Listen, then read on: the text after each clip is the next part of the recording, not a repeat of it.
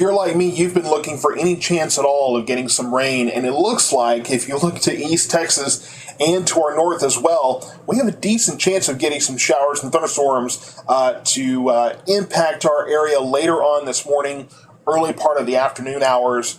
And this whole disturbance is going to continue to move our direction.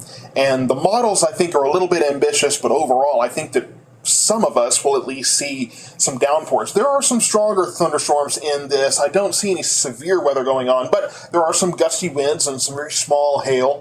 And of course, if and when these storms do move through, I will bring live coverage if necessary as these storms come in. So let's kind of take a look at what we're expecting these storms to do in the future. First of all, we'll take a look at the high temperatures today. No mercy at all from these conditions here. Forecast highs for the western part of the area are a little bit higher than the eastern part. So we're looking at 102 in Cleburne, 101 in Hillsboro, 100 in Waxahachie and Corsicana. I think Waxahachie and Corsicana get a little more cover from this system today than perhaps our western areas, Cleburne and Hillsboro. Now, if the model is correct and we get a little more convection for the western parts of the areas, we may not hit those 101, 102 areas. And Waxahachie, Cleburne, we may not even hit the triple-digit limit today. I think that most of us probably will, but I think in general there will be parts of this area overall that may not see triple digits at all today. And that would be, I'm sure, a welcome break. We're on record watch once again, but here's the thing. For the first time in a while, the forecast high is actually lower than the record high. The record high, 102 degrees, that's actually 2011 there rather than 2013. Forecast high is 100. Again, we may not hit those triple digits if we can keep the temperatures cooler with some of this rain coming through. But we're still under a heat advisory. And this thing, if you've been following, has been extended over and over and over again, just continuing to cover our area. And I think that heat advisories are going to be just kind of a part of life for most of the remainder of this summer. And we're on the top tier of the drought here. You can see here, exceptional drought is the top of the tiers there. And this brown from Ellis County to Johnson, Somervell, down to Hill County, Bosque, and on to the southwest. This is the worst it gets, okay? And it only seems to get worse from here because the rain we're getting today isn't really going to make that big a dent in this, if any at all. And I just don't see any significant rain anytime on the horizon. So let's take a look at the models, what we think is going to happen. This is 11 a.m. this morning. You see across parts of Ellis County here some convection, and then on, obviously, to the east.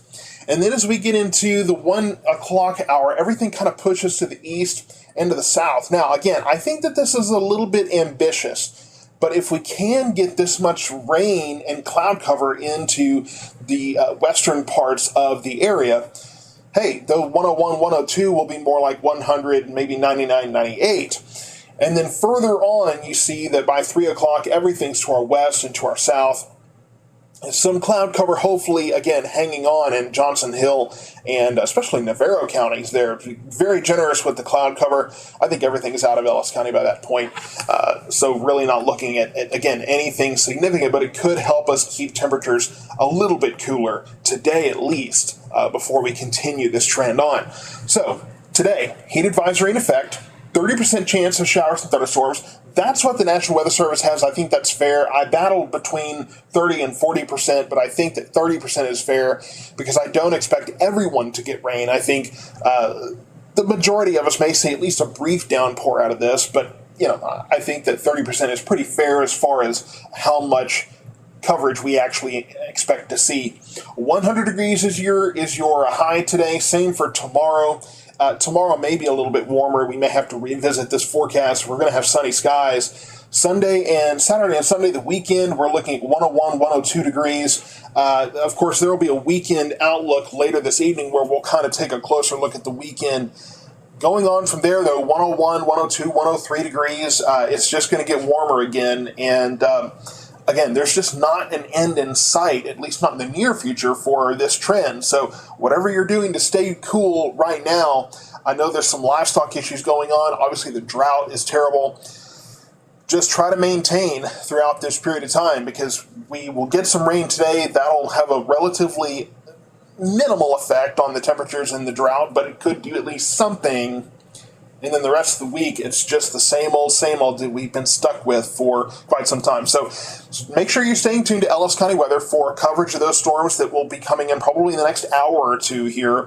If live coverage is warranted, I will, of course, bring that to you. Otherwise, I'll just be posting updates as things come in.